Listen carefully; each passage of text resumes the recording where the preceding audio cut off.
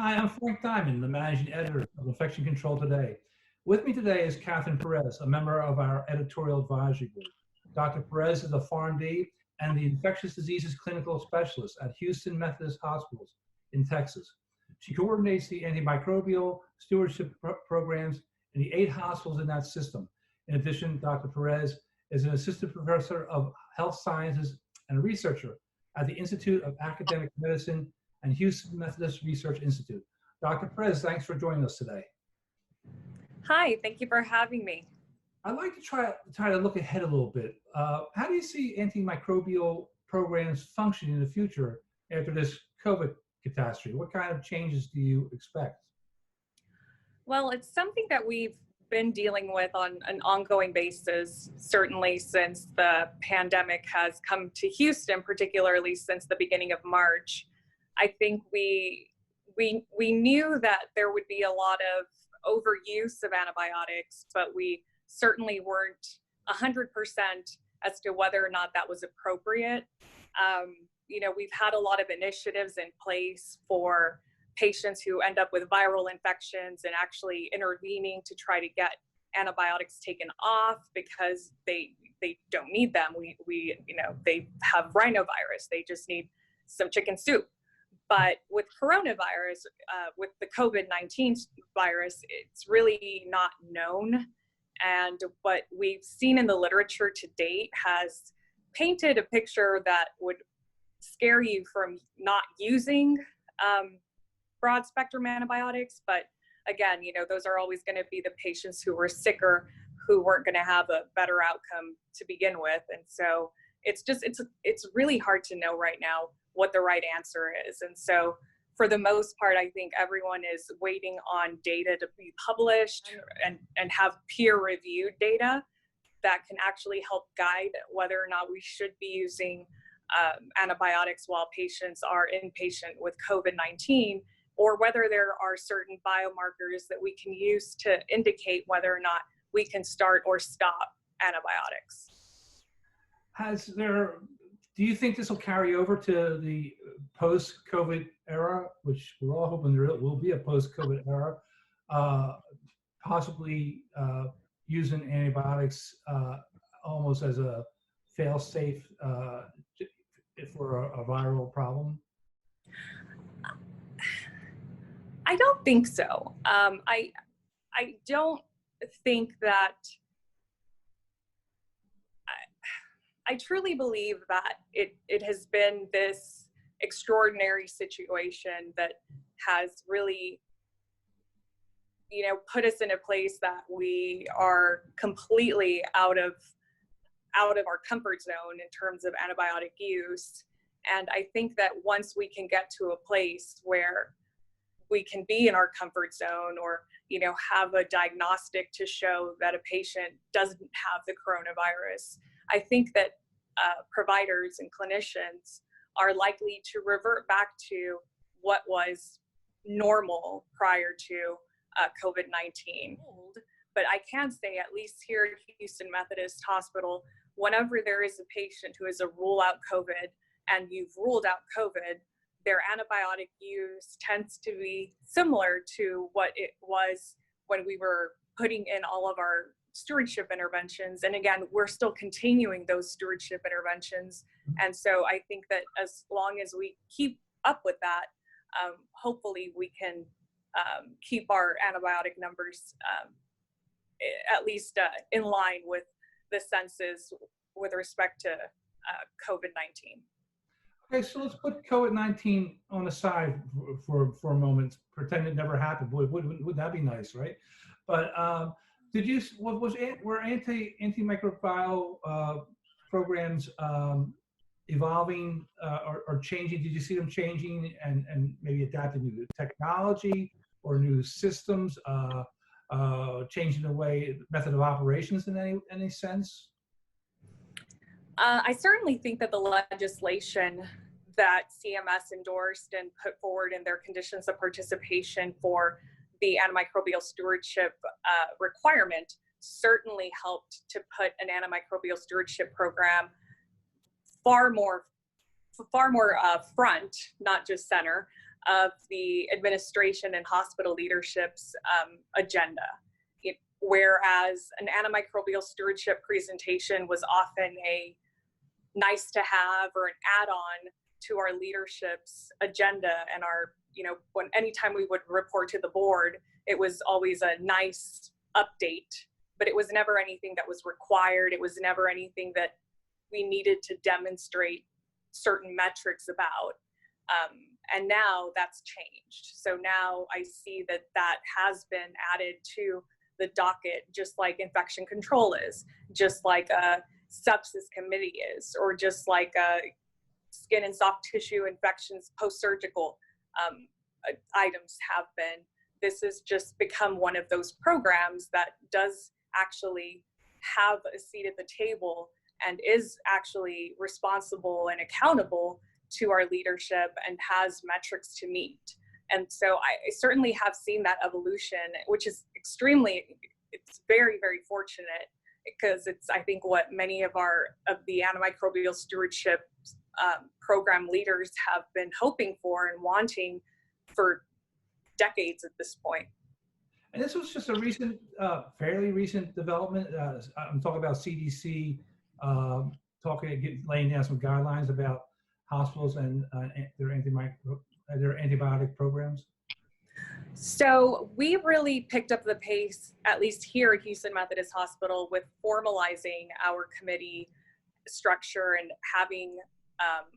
actually having a medical director and having the infrastructure set up to truly have an antimicrobial stewardship team in 2016. And that was when the very first proposed conditions of participation were published. Now, they were still proposed, and so throughout 2017 and 18, and then we got to 19, and they finally got finalized. But by the time they were finalized, we were certainly teed up and ready to go, and were already an agenda item on a lot of those leadership meetings. And now it's just become even more important. But it did certainly get us the attention that we needed, and has provided us the time to become the antimicrobial stewardship program that this type of facility should have. I know there's been some discussion about actually who should make up the team, the antimicrobial team. I know infection preventionists, sometimes they're included, sometimes they're not. Nurses are sometimes included, sometimes not. How do you handle it there? So we have a system committee that is actually the leadership of each hospital. We have 8 hospitals in our system, and our system committee includes our leadership from system infection control, our leadership from system quality, leadership from a system administrative leadership position, and then every medical director from each facility and every lead pharmacist from each facility, and then myself. And then that's kind of the big umbrella, or that's kind of the umbrella. And then we have every hospital has kind of their boots on the ground, and every hospital has their pharmacist lead, their medical director lead, and then they have a couple of, maybe an intensivist and a hospitalist, and perhaps one of the charge nurses who works on a floor with a high utilization. And the model that we try to adopt is we pick several items of interest at the system level, and say there's a couple of hospitals that have a big problem or are really working hard to address C. diff. So we kind of put that on our list. And then let's say we have another couple hospitals that really want to work on improving asymptomatic bacteria. So we'll put a couple of those on our list. And then we help craft the interventions, we help craft the guidance for the system for each of those system hospitals. But then that information gets filtered down to the boots on the ground and implemented in the way that best suits their resources and their institutional culture. And it's been working really well for us. And I think that we have gained a lot of, we have a great reputation. Certainly if you want something to get done, they say, oh, the stewardship team should be able to do that, which is always nice. It's a double-edged sword.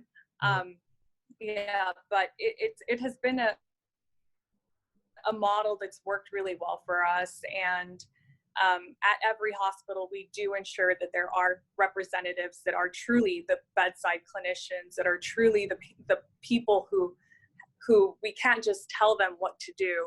We have to bring them to the table and have them be part of those conversations.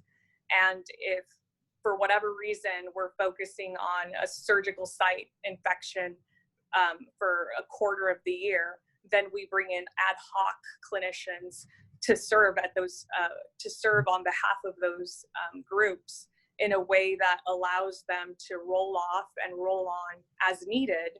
Because again, you know, we don't want to waste anyone's time. We don't want to have people who are focused in, who are truly in the ORs all the time, having to come to a meeting about C. diff and the sniff or something like that, where they really can't weigh in on those different populations. And you are on our editorial advisory board. Thank you very much for that, by the way. And as you know, we go out to a lot of different segments of the healthcare community, the healthcare professional community, environmental services, procurement, but infection preventionists are a big part of our readership. So are they part of your stewardship program or not? Or are they a separate entity? Yes, they are. They are? So they are separate. So there's an infection control. There's actually, just as I mentioned, we have a system antimicrobial stewardship program. There is a system infection control group as well. And I attend those meetings, and then vice versa, my counterpart, essentially the lead infection control practitioner for the system, attends our system programs as well. And then at the local level, that happens as well.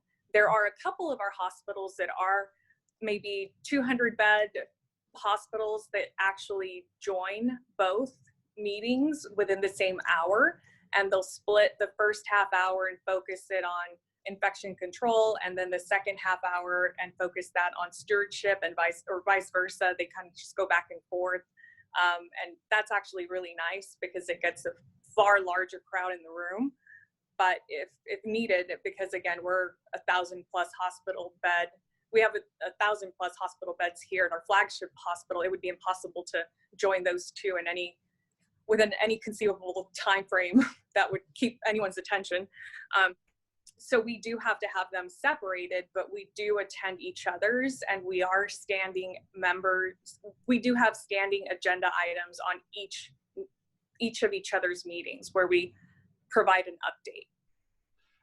We talked a little bit about the CDC throwing its weight a little bit behind antibiotic stewardship programs.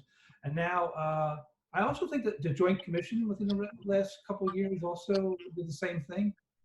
They did, yeah. And they actually implemented it into their standard, I want to say back in 2017, which again, I think was a big reason that we saw a large push for leadership engaging in antimicrobial stewardship programs.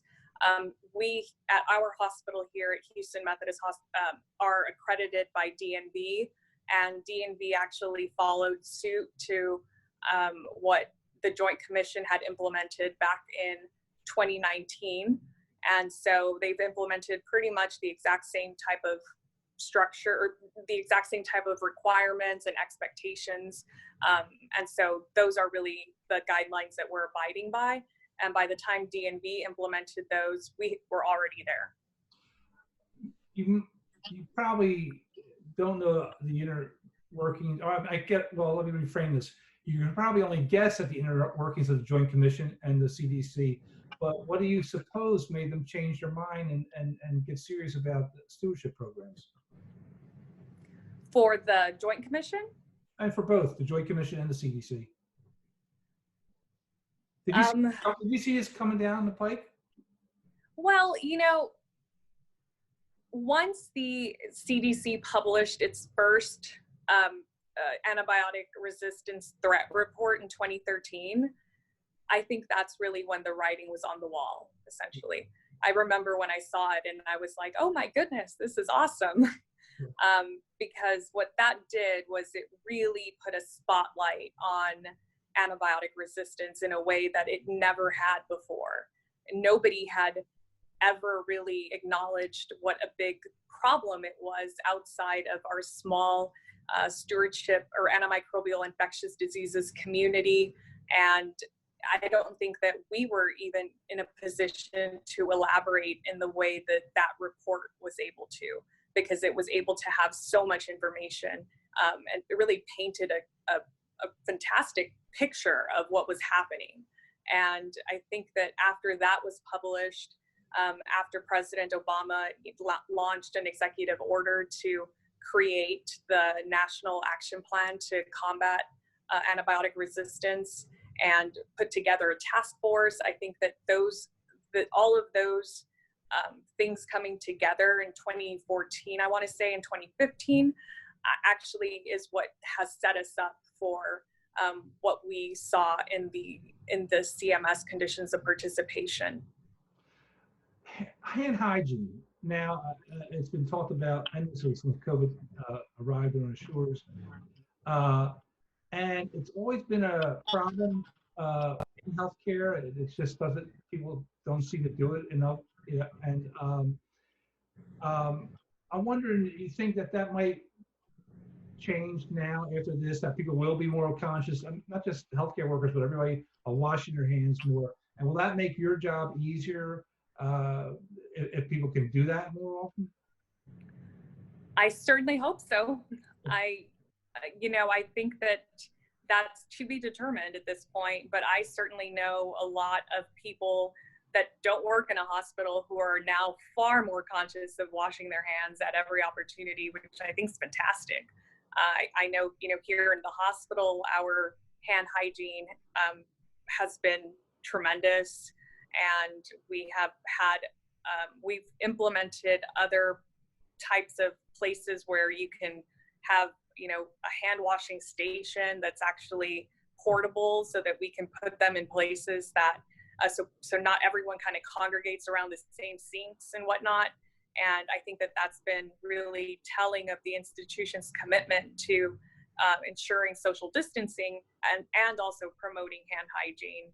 And I would certainly hope that that continues even once we get to whatever the new normal will be, and that hand hygiene will become a part of the new normal in a far bigger way than it has in the past. And I certainly would expect that would help with our jobs moving forward, but I certainly don't know. I certainly don't have a crystal ball. So if I may try to paraphrase what you told me is, COVID-19 should not have that much of an effect on antibiotic stewardship programs. However, those programs were already undergoing pretty significant changes, right? And so where do you see the future just with those changes? So COVID-19, to say that it won't have an effect on stewardship programs, I don't know that I would go as far as to say that. I would say that, for patients with COVID-19, I think the jury is still out as to how we should be using antibiotics in those patients, and what the risk of a secondary bacterial infection truly is. And that type of information has not been made available, at least not in huge amounts at this time. So in the next several months, I hope that we will start to see that information come out and have been peer reviewed, and certainly provide some guidance as to whether or not we should be using antibiotics for bacterial, to prevent a bacterial superinfection. Aside from COVID-19 patients, I've been very encouraged by our clinicians in that they tend to adhere to the antimicrobial stewardship interventions and recommendations that we continue to make because patients are not COVID positive. And just because they're in the hospital during a time of during a time of the COVID pandemic doesn't mean that they need other antibiotics. So I certainly have been encouraged by that. And with respect to the legislation and all of the different political attention that antimicrobial stewardship programs have received, I certainly think that they are all steps in the right direction. And I really hope that one of the next things that we do is actually try to find a way to reimburse drug manufacturers to actually have a reliable supply of R&D and new drugs for bacterial or for really any infections, because so many companies are now having to file for bankruptcy because no one wants to use the drug. And again, it's one of those things that, you know, why would a manufacturer create a drug and then have someone like me restrict it? You know, so I really think that it's the government's responsibility to step in and truly highlight the incentives for those types of for that type of R&D. Dr. Katherine Perez, thank you so much for being with Infection Control today and being with Infection Control in the future as one of our editorial advisory board members. Thank you very much.